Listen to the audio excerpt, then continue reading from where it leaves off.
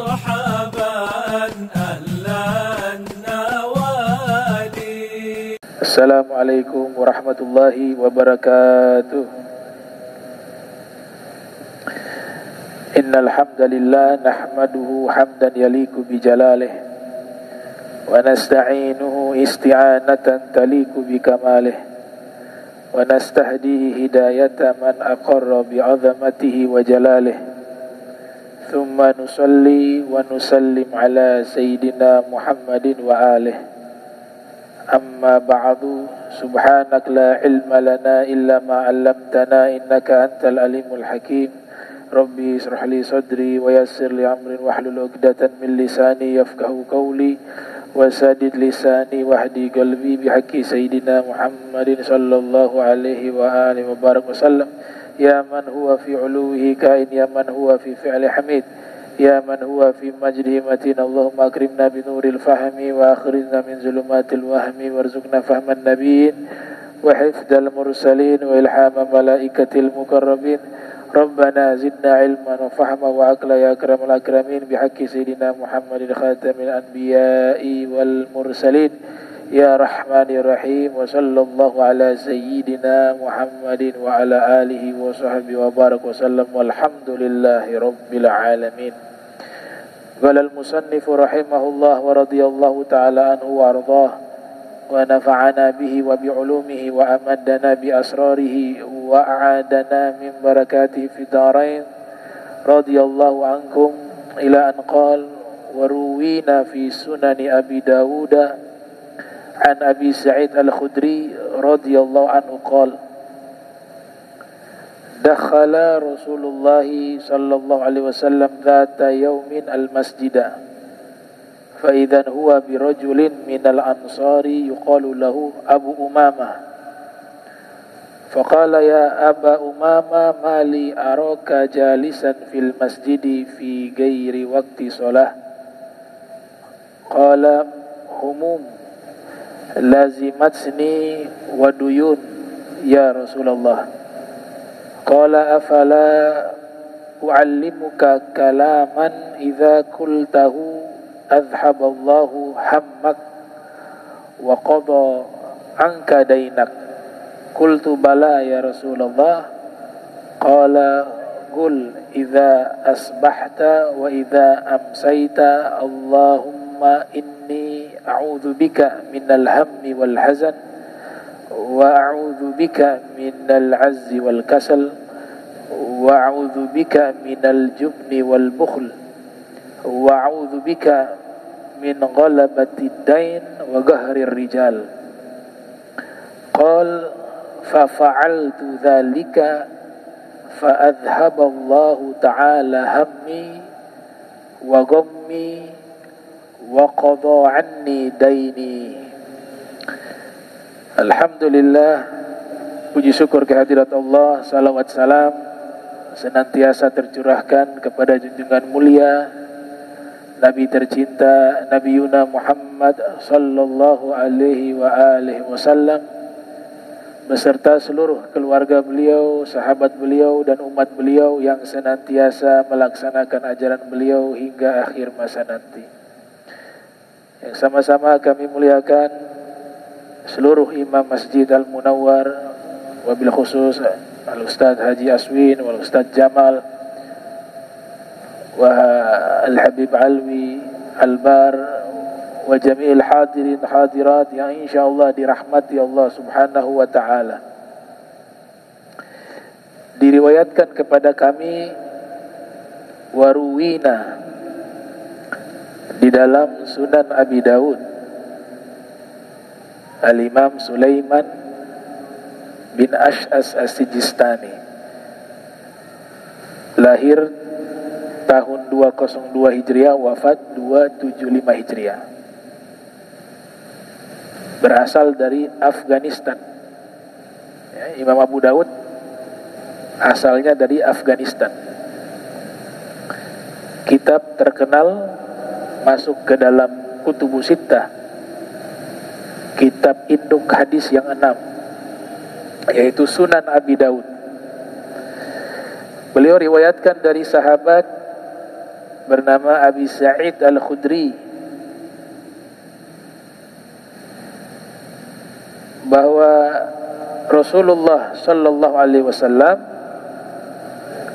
pada satu hari masuk ke Masjid Nabawi. Fa idzan huwa birajulin minal ansar. Kemudian Nabi dapati ada seorang laki-laki dari Ansar. Yuqalu lahu Abu Umamah, yang biasa dipanggil dengan Abu Umamah. Al-Ansar artinya sahabat Nabi dari golongan penduduk Madinah. Kalau Muhajirin yang ikut berhijrah bersama Nabi, sahabat-sahabat beliau dari penduduk ahli Makkah. Wasabiqunal awwalun minal muhajirin wal ansar. Allah sebut gelar mereka di dalam Al-Quran, orang-orang terdahulu yang beriman kepada Allah dan Rasul, minal muhajirina, dari golongan orang-orang muhajir, wal ansar, dan dari golongan orang-orang ansar. Pengikut Nabi Isa yang beriman kepada Nabi Isa alaihissalam, yang menjadi murid Nabi Isa, juga diberikan gelar Ansor.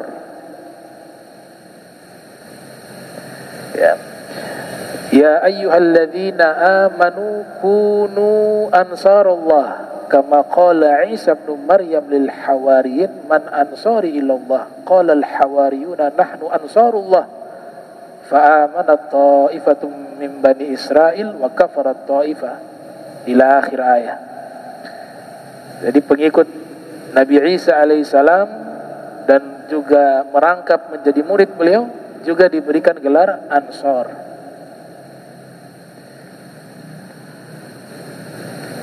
Jadi Nabi temukan Abu Umamah ini di dalam masjid.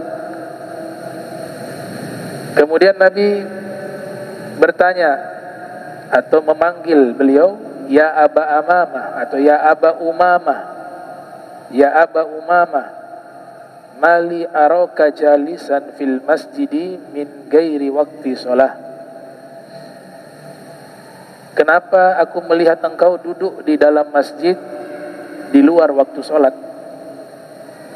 Jadi beliau diperhatikan. Ini akhlaknya Rasulullah sallallahu alaihi wasallam sangat perhatian dan memperhatikan keadaan sahabatnya, keadaan keluarganya. Sehingga jika ada yang sering hadir dalam satu kesempatan, Nabi lihat dia tidak hadir, Nabi akan bertanya, kemana fulan bin fulan? Itu kebiasaan Nabi Muhammad SAW. Nah ini Nabi perhatikan Abu Umamah ini satu hari, bahasa kita, satu hari itu di masjid. Mulai dari subuh, kalau kita baca syarahnya itu, Aunul Ma'bud, syarah dari Sunan Abi Daud, ditulis oleh ulama asal India, Syekh Samsul Haq, ulama asal India yang mensyarahi Sunan Abi Daud yang terkenal. Sederhananya Nabi lihat dari subuh, habis sholat subuh masih di masjid, waktu duhur masih di masjid, selesai duhur juga masih di masjid. Begitu Nabi perhatikan. Akhirnya Nabi bertanya, wahai Abu Umamah, kenapa saya melihat kamu duduk di masjid di luar waktu sholat atau bukan pada waktu sholat? Maka beliau mengatakan, humum lazimatsni waduyun, saya sedang galau wahai Rasul. Humum itu galau, sumpah. Rasa galau menimpa diriku, waduyun, dan juga terlilit hutang. Berarti galaunya ini karena terlilit hutang. Duyun jamak dari dain. Dain bentuk tunggal, duyun bentuk jamak.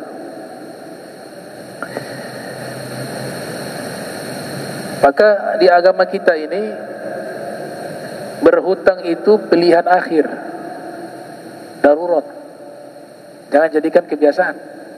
Sudah darurat sekali, terdesak sekali, baru berhutang. Itu kalau sudah gak ada pilihan. Jangan jadikan kebiasaan, akhirnya menyusahkan diri sendiri. Ikuti kebutuhan, jangan ikuti keinginan. Keinginan manusia itu gak bakal habis sampai mati. Sudah mati baru selesai. Lau kana li ibni Adam wadiyani min dhahab la habba ay yakuna lahu thalithun hatta yamla'a fah illa turab. Nabi katakan, seandainya anak Adam diberikan 2 bukit atau 2 lembah emas, pasti dia akan cari yang 3. Sudah dapat yang 3 lembah berisikan emas, pasti dia cari yang keempat.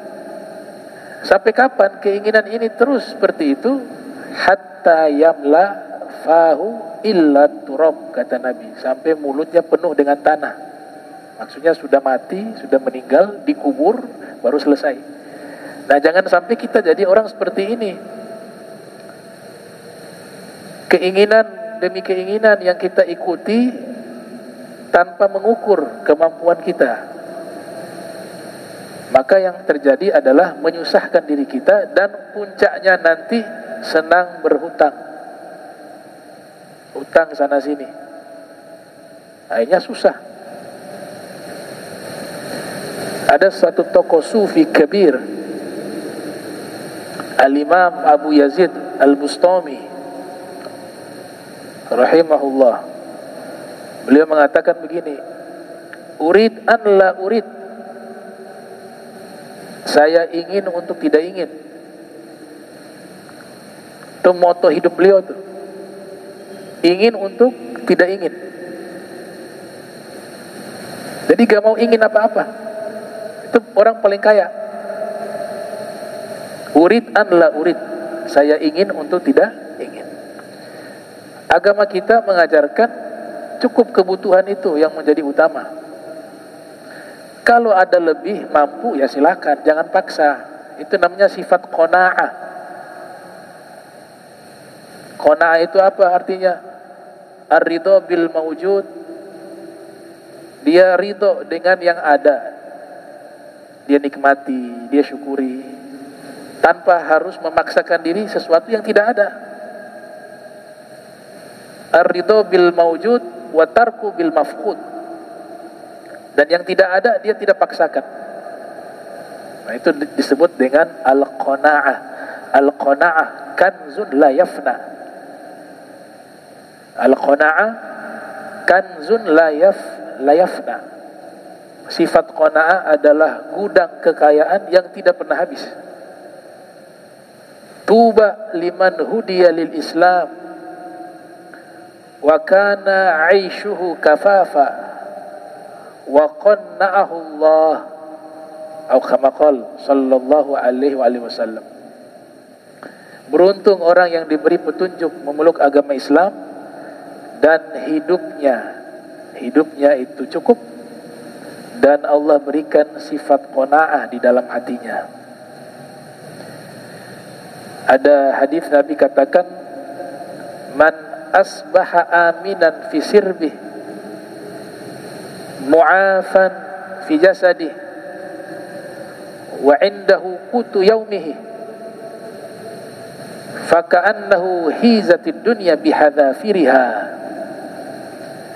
Siapa yang bangun pagi, lingkungannya, tempat tinggalnya dan lingkungannya aman, bukan dalam situasi peperangan, aman, tenang, damai, mau sholat gak ada yang halangi, mau jalan keluar ke pasar, mau belanja, gak ada yang membahayakan dirinya. Kata Nabi, bangun pagi aman lingkungannya.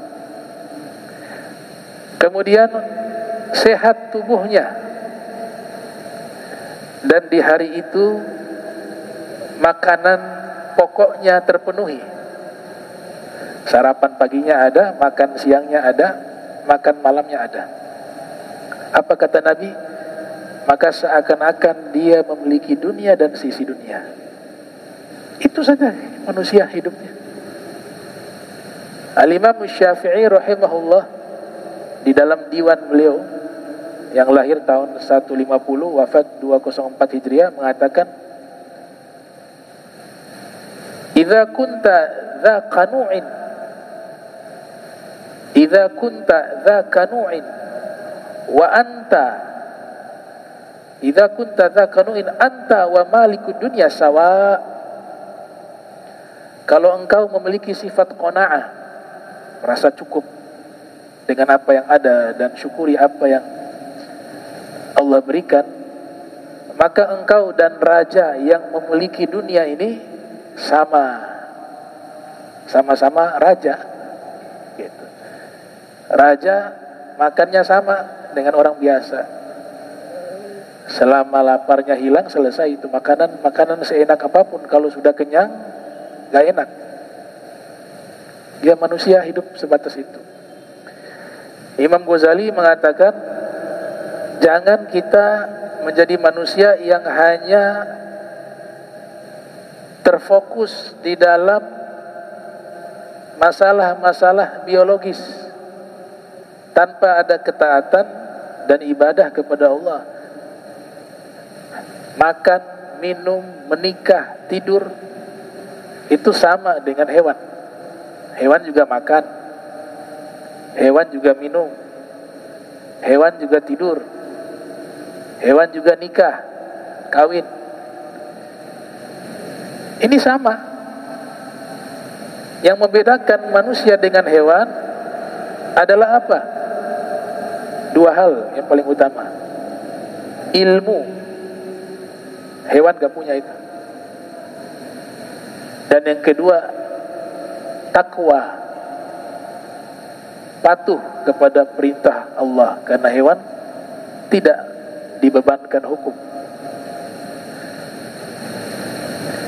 Jadi hutang ini dalam bahasa Nabi disebut dalam hadis ya, Rasul sallallahu alaihi wasallam, diriwayatkan oleh Imam Abu Nuaim Al-Asfahani, dinukil oleh Imam Ibn Hajar dalam kitab Tahdzibu Tahdzib.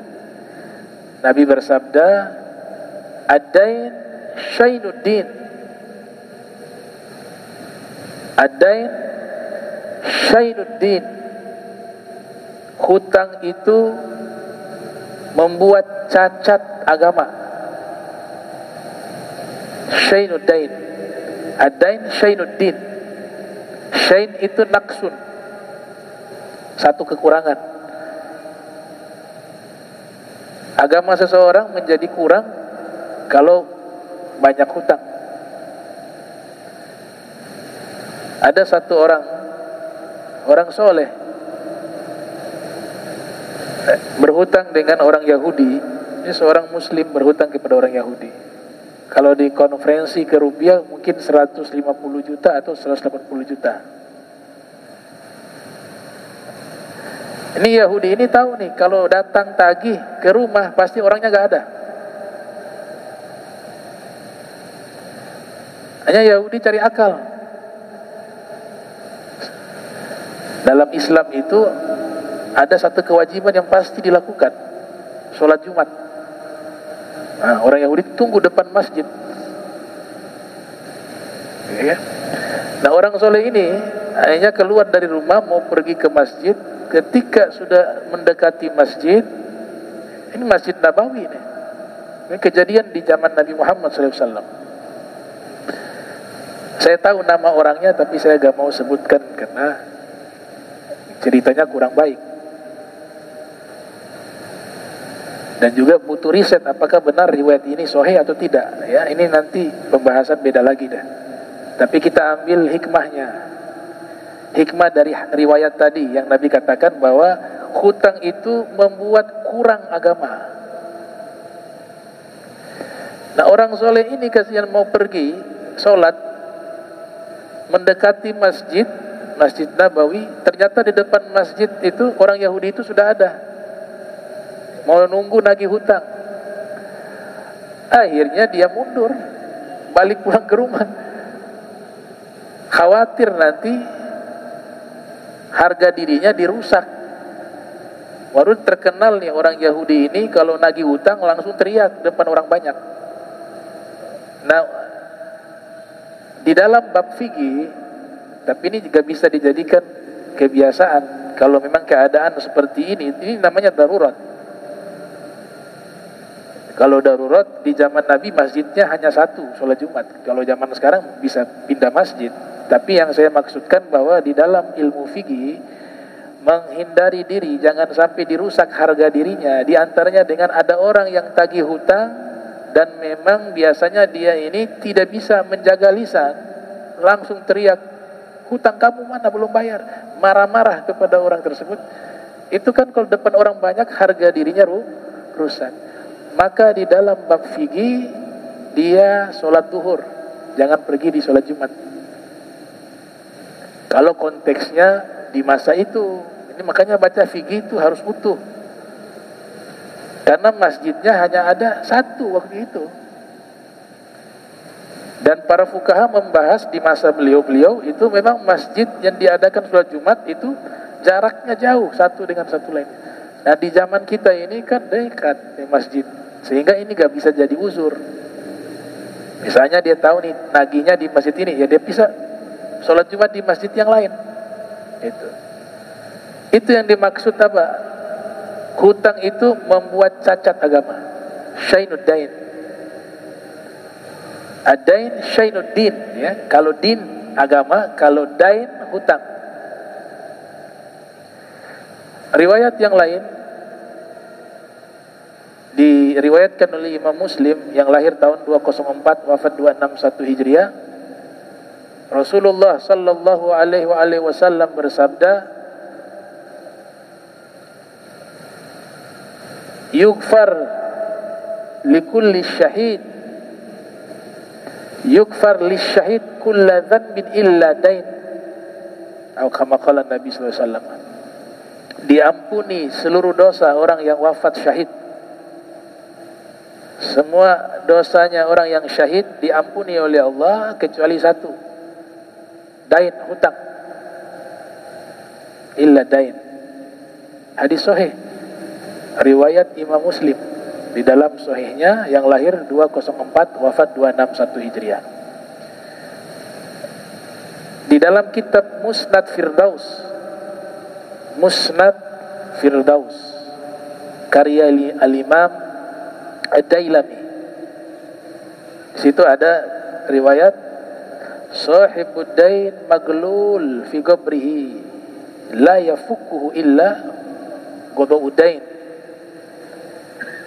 Orang yang punya hutang yang belum lunas kemudian meninggal, maka dirantai dia di dalam kuburnya, dan rantai itu tidak akan bisa terlepas kecuali sudah ada yang melunasi hutangnya. Tuh. Makanya Nabi SAW memberikan satu tarbiyah. Ada satu orang meninggal, Nabi mau sholatkan, Nabi tanya, ini hutangnya udah ada hutang tidak nih orang? Mereka katakan masih ada hutang. Nabi tidak sholatkan. Oh, saya belum bisa sholatkan. Bukan karena kejam, tidak, tapi ingin mengajarkan dan mendidik umat ini agar perhatian dengan masalah hutang piutang. Bisa saja Nabi sholat pada waktu itu, cuma ini simulasi hukum yang harus Nabi sampaikan. Nabi katakan, siapa yang melunasi hutangnya? Keluarganya, ahli warisnya juga waktu itu tidak ada atau mungkin tidak mampu. Kemudian Imam Ali mengatakan, saya yang akan menjamin membayar hutangnya. Kemudian Nabi sholatkan. Nah, itu berarti ini perkara yang serius. Hutang ini kita tidak berbicara jumlah. yang namanya sudah melafadzkan pinjam, maka hukumnya harus mengembalikan. Namanya hutang. Ada yang meremehkan. Awal datang bicaranya pinjam, dikasih 100.000, kecil 100.000. Cuma masalahnya dia datangnya bilang pinjam, dikasih 100.000. Nah yang pinjam ini meremehkan, itu orangnya baik, pasti dia kasih halal. Ini haram kayak begini. Bukan masalah jumlah dan bukan masalah orang itu baik, masalahnya tanggung jawab, amanah. Kau sudah melafadzkan ini pinjam, sekalipun 100 rupiah, kewajibannya harus dibayar. Berbeda kalau minta tolong, atau orangnya mengatakan, ini saya kasih deh, gak usah. Tapi kalau selama masih ada hubungan pinjam-meminjam, maka hukumnya namanya dainun, hutang, dan hukumnya wajib. Bahkan para fuqaha Al-Mawardi, Al-Qadi Al-Mawardi yang wafat 450 Hijriah, ulama Syafi'i dalam kitabnya Al-Hawi mengatakan orang ini haram memberikan hadiah kecuali bayar utang dulu. Haram memberikan hadiah kepada orang yang ia pinjam uang. Kenapa? Karena memberikan hadiah statusnya itu mubah atau sunnah paling minimal dah. Tapi membayar hutang hukumnya wajib. Bayar hutang dulu baru kasih hadiah. Dan hadiahnya kata Qadi Al-Mawardi bisa masuk ke riba. Hadiahnya tadi bisa masuk ke riba jika dia meminjam uang kepada orang tersebut, kemudian belum membayar hutangnya, lalu dia berikan hadiah kepada orang tersebut, maka berpotensi riba. Kenapa? Karena itu adalah uangnya, ada haknya yang belum dilunasi. Kullu qardin jarra naf'a fahuwa riba. Setiap pinjaman yang menarik manfaat itu namanya riba. Ini hadis isnaduhu dhaif, walakin al-fuqaha ihtajju bihi. Hadis ini secara status dhaif, lemah, tapi mayoritas para fuqaha menjadikan hujjah sebagai hukum karena ada riwayat-riwayat lainnya yang memperkuat. Imam Abu Hanifah, Al-Imamul Azam Abu Hanifah, yang lahir tahun 80 Hijriah, wafat 150 Hijriah. Ada yang datang pinjam uang ke beliau, beliau kasih. Sudah ditentukan. Ini juga penting ya. Kalau kita sudah menentukan insya Allah bulan depan, itu harus terperinci. Bulan depan tanggal sekian saya ganti. Wajib pada waktu itu wajib membayar. Makanya kalau buat hitungan perjanjian, ambil yang agak jauh. Maksudnya kita belum bisa memastikan nih bulan depan bisa bayar. Jangan kita janji bulan depan bayar. Ambil yang agak jauh jaraknya, karena itu terhitung dosa, tidak sesuai dengan apa yang dilafadzkan. Saya insya Allah 2 bulan baru saya ganti. Dia sebenarnya memprediksi 1 bulan, tapi untuk jaga-jaga jangan sampai 1 bulan itu belum ada uang, maka ambillah jarak yang lebih jauh. Nah, Imam Abu Hanifah rahimahullah, ada yang datang meminjam uang kepada beliau, beliau pinjamkan.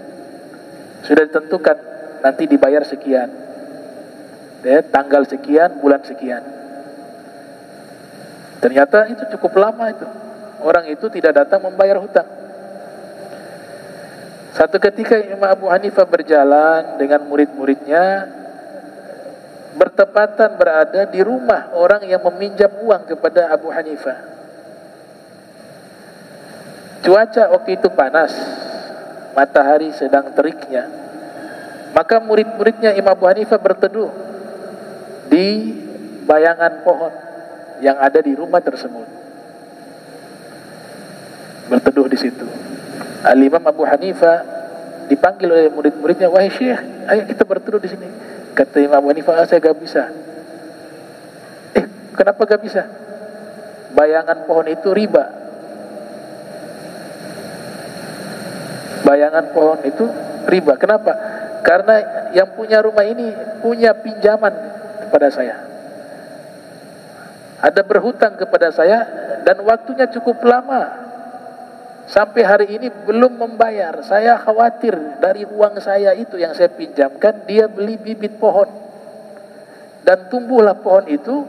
Maka ketika saya berteduh di pohon tersebut, masuk ke dalam hadis, kullu qardin jarran naf'a fahuwa riba. Setiap pinjaman yang mengambil manfaat itu riba. Itu lihat waroknya Imam Abu Hanifah, luar biasa. Nah, sifat warok ini sangat penting. Baik. Nah, Abu Umamah mengatakan, wahai Rasul, saya sumpek karena terlilit duyun, hutang piutang. Duyun. Nah, ini ada pahala besar juga bagi yang ngasih pinjam uang nih, yang kasih pinjam. Kalau ada yang minjam uang, kita tahu keadaannya susah. Antum pada waktu itu mengatakan, sudah saya halalkan, hutang kamu lunas, itu pahalanya sangat besar, melebihi sedekah. Kullu ma'ruf sadaqah wa kullu qardin sadaqah. Ulama mengatakan pahala memberikan sedekah dengan memberikan pinjaman kepada orang yang meminta pinjaman, pahala memberikan pinjaman itu lebih besar. Karena kalau sedekah ada kalanya kita kasih kepada orang yang kita belum tahu keadaannya, dia butuh atau tidak. Mungkin waktu itu tidak butuh juga. Tapi ketika ada orang datang meminjam, itu berarti dia dalam keadaan sangat susah dan sulit. Harga dirinya rela dia tangguhkan. Maka ketika kita menolong, membantu, pahalanya lebih besar dari sedekah. Itu kata para ulama demikian. Cuma yang minjam juga jangan jadikan kebiasaan. Dia punya daftar meminjam. Hari Senin ke sini, hari Selasa ke sini. Jadi profesi tukang pinjam. Itu dilarang dalam agama kita. Man sa'ala, kata Nabi SAW, man sa'alan nasa min ghairi hajah. Siapa yang meminta-minta kepada manusia tanpa hajat, bukan dalam keadaan terdesak, dijadikan kebiasaan, maka di hari kiamat dipamerkan dia di hadapan seluruh makhluk hingga dia malu dan daging-daging di wajahnya itu luntur. Di riwayat yang lain, siapa yang meminta-minta kepada manusia, kemudian dari hasil itu dia makan, meminta-minta tanpa hajat, maka dia sedang memakan bara api, kata Nabi Muhammad SAW. Jadi dilarang dalam agama kita. Ya, apalagi sampai menjadi profesi dengan gurur, dengan tipu, menipu juga. Itu dosa sangat besar. Sahabat ini mengatakan, saya sumpah kepada Rasul dan banyak hutang. Kemudian Nabi katakan, mau aku ajarkan padamu doa. Kata Rasul, ini doa pelunas hutang. Tapi doa dan berusaha dong. Doa-doa tapi gak kerja, untuk gak bisa. Ini maksudnya doa tapi juga dengan usaha. Baca amalan tapi ada usaha. Begitu. Kata Nabi, saya ajarkan padamu doa. Jika kamu membaca, maka Allah akan hilangkan sumpahmu dan hutangmu akan dilunasi oleh Allah. Dia mengatakan, iya wahai Rasul, saya mau doa itu. Kata Nabi, kamu bacalah doa ini apabila waktu pagi dan waktu sore. Allahumma inni a'udzubika minal hammi wal hadan, wa a'udzubika minal azzi wal kasal, wa a'udzubika minal jubni wal bukhli, wa a'udzubika min ghalabatid dain wa qahrir rijal. Nah, ini ijazah langsung dari Nabi Muhammad sallallahu alaihi wasallam untuk dibaca agar dipermudah kita bisa melunasi hutang-hutang kita dan kesumpekan kita juga dihilangkan oleh Allah Ta'ala. Ini ada di Wirdul Latif. Kalau yang sering amalkan wirid latif itu, Al-Wirdul Latif karangan Al-Habib Abdullah Al-Haddad, itu sudah ada di situ. Dan dibacanya juga yang ideal adalah di waktu subuh dan waktu sore.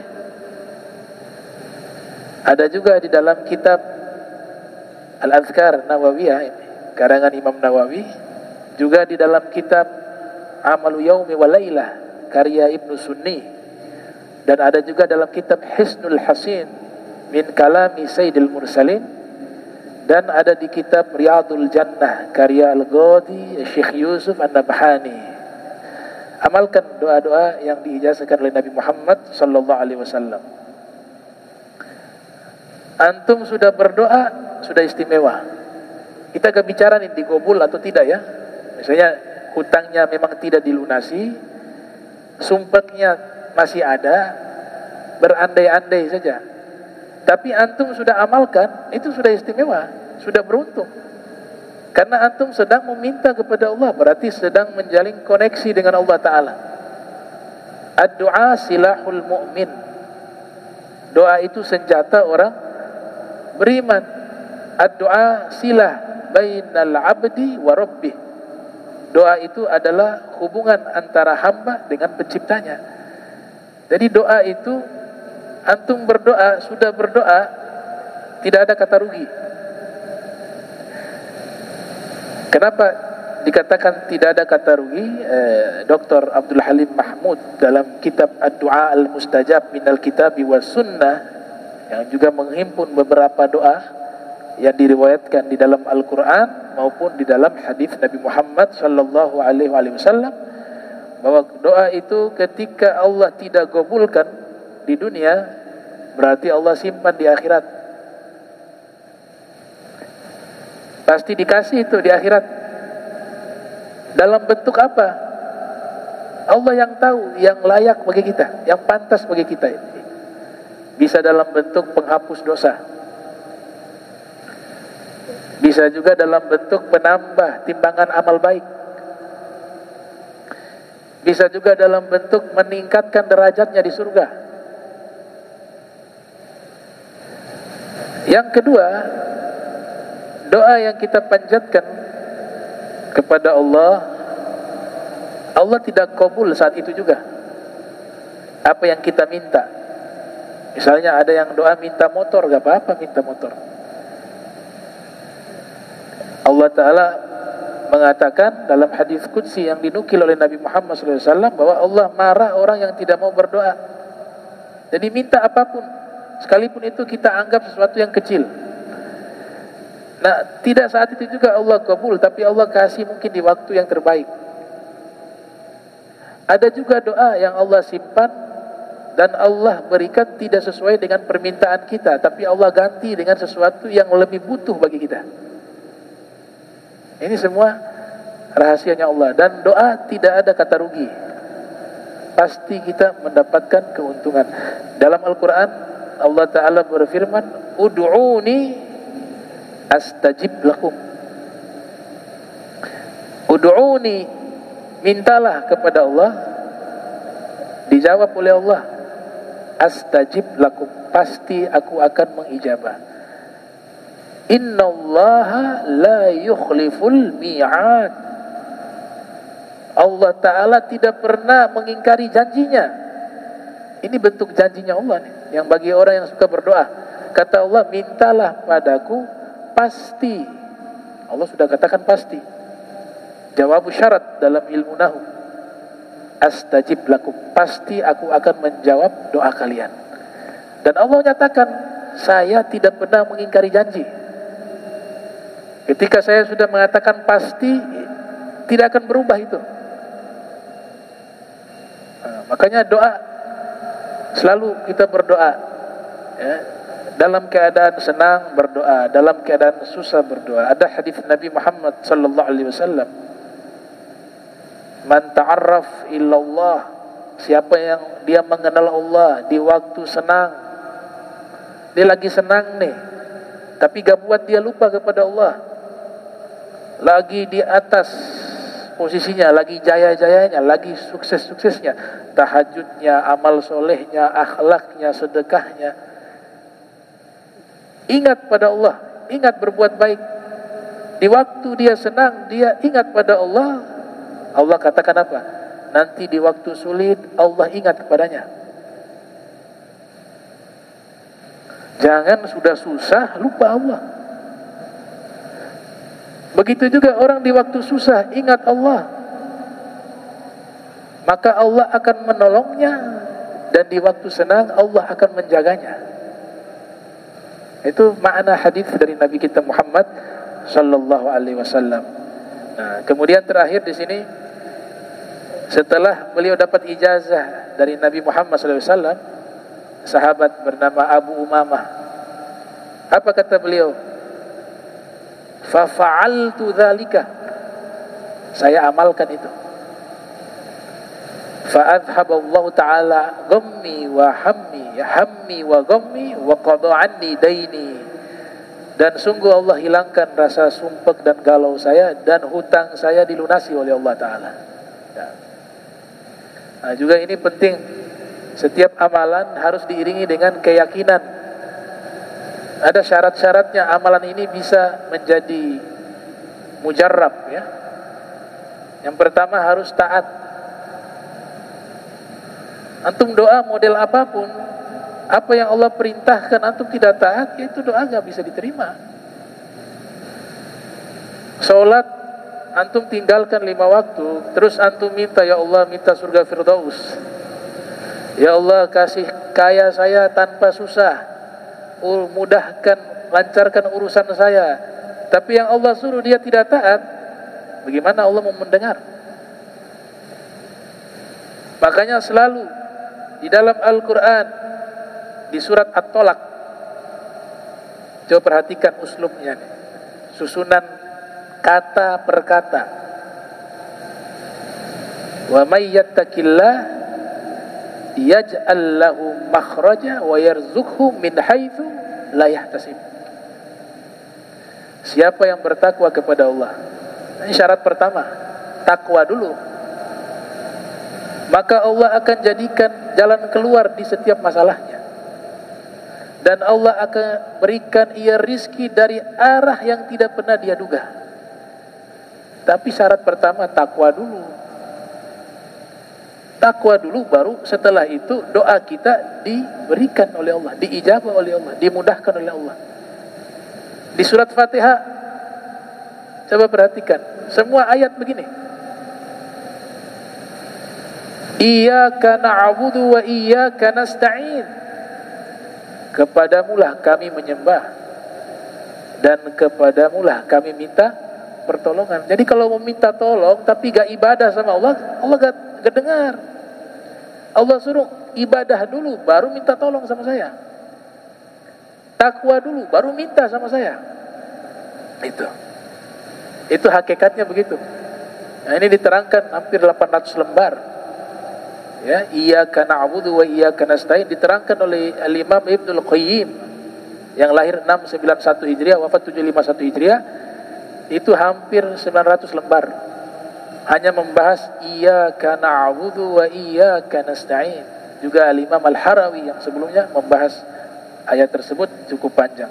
Nah, insyaallah mudah-mudahan Allah Ta'ala berikan kita istiqamah. Yang punya hutang dilunasi oleh Allah hutangnya, diberikan rizki yang halal, thayyiban, yang bisa mengantarkan kepada taat dan takwa kepada Allah Subhanahu wa Ta'ala. Bismillahirrahmanirrahim. Alhamdulillahirabbil alamin. Allahumma salli wa sallim ala sayyidina Muhammadin wa sayyidina Muhammad. Allahumma ja'al jam'an hadha jam'an marhuma wa tafarraqna min ba'dihi tafarrukan ma'suma wa la taj'al minna wa la minna syaqiyya wa la mahruma. Allahumma nadhih qulubana 'ani ta'alluqi biman dunak waj'alna min qaumin tuhibbuhum wa yuhibbunak. Subhanaka bihamdika asyhadu an astaghfiruka wa atubu ilaik. Wa sallallahu ala sayyidina Muhammadin wa ala alihi wa sahbihi wa barak wa sallam. Wa lakum minkum wassalamu alaikum warahmatullahi wabarakatuh.